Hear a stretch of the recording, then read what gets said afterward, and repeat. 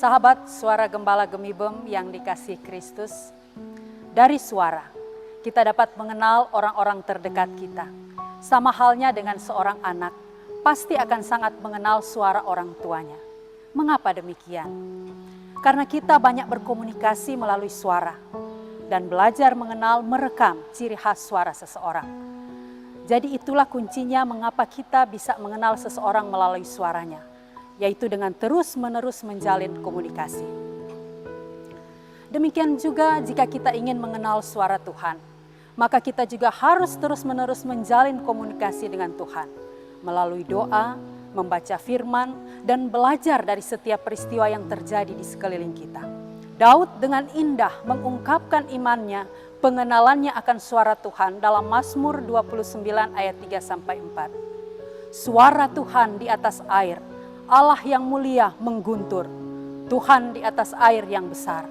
Suara Tuhan penuh kekuatan, suara Tuhan penuh semarak. Sungguh hebat pemazmur dapat mengenal dan belajar suara Tuhan melalui peristiwa dahsyatnya alam.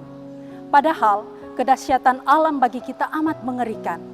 Kita pasti pernah menyaksikan, bahkan mungkin mengalami banjir bandang, tanah longsor, badai. Semuanya menyapu dan merusak, bahkan ada korban nyawa. Sehingga bagi kita, bencana yang menyedihkan dan menakutkan itu menjadikan kita tidak berdaya. Akankah kita menjadi takut kepada alam atau menjadi penyembah alam karena kekuatan alam yang sungguh dahsyat? Tetapi belajar dari pemazmur bahwa alam yang dahsyat itu ada di bawah kendali dan tunduk kepada Tuhan. Justru dari dahsyatnya alam, kita belajar untuk memandang dan mendengar suara Tuhan.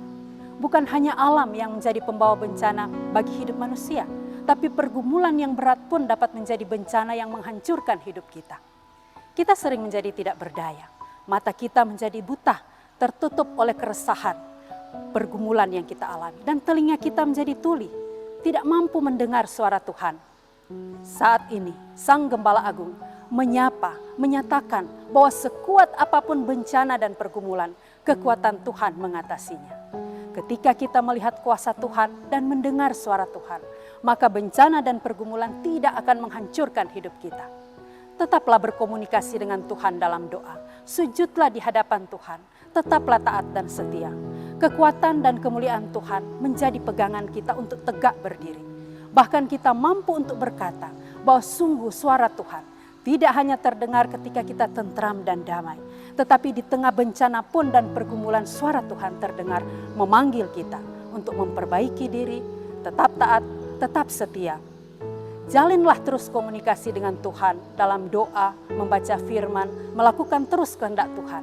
Hanya dengan demikian kita dapat mendengar dan mengenal suara Tuhan. Suara Tuhan bukan membinasakan, tapi suara Tuhan memberi kekuatan, suara Tuhan memulihkan, suara Tuhan menyelamatkan. Amin.